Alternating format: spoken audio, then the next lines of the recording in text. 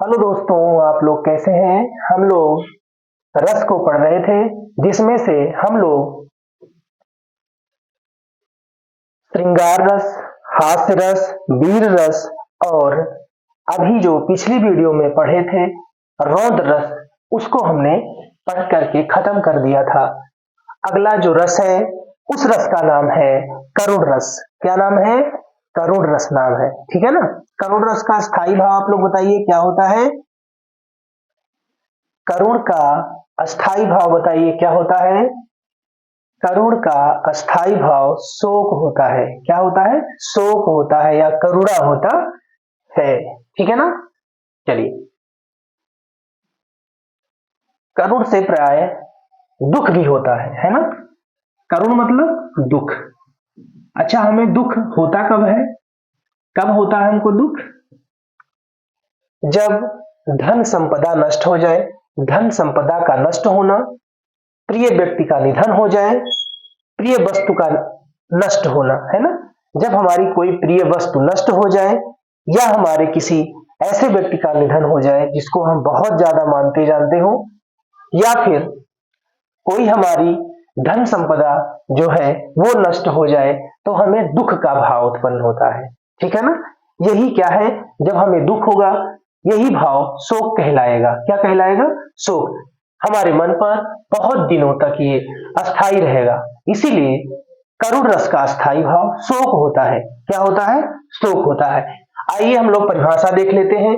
जहां किसी दृश्य को देखकर, किसी घटना को सुनकर हमारे मन में जो दुख का भाव उत्पन्न हो, वहां करुण रस होता है।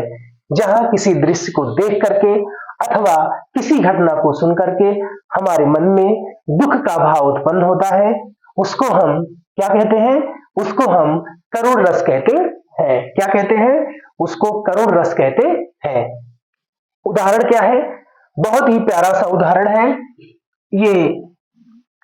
जब दशरथ जी की मृत्यु हो जाती है, तब तीनों रानियां किस प्रकार से विलाप कर रही हैं, शोक प्रकट कर रही हैं, उसके बारे में ये पंक्तियां बता रही हैं। किसकी मृत्यु? दशरथ की।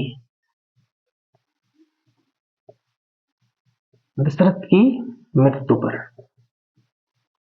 है ना। किसकी मृत्यु पर? दशरथ की मृत्यु पर ये पंक्तियां लिखी गई हैं।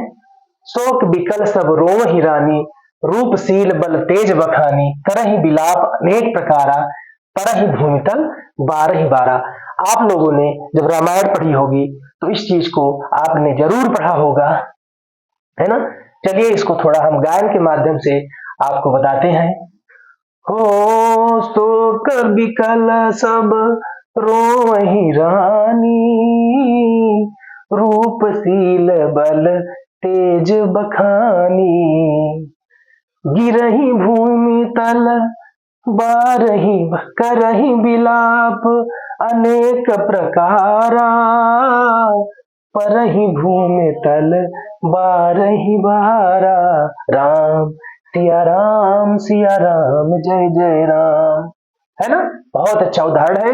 जब आप किसी भी घटना को देखिएगा या किसी दृश्य को देखिएगा और आपके मन में दुख का भाव उत्पन्न हो जाए, तो वहां पर करुण रस होता है। क्या होता है?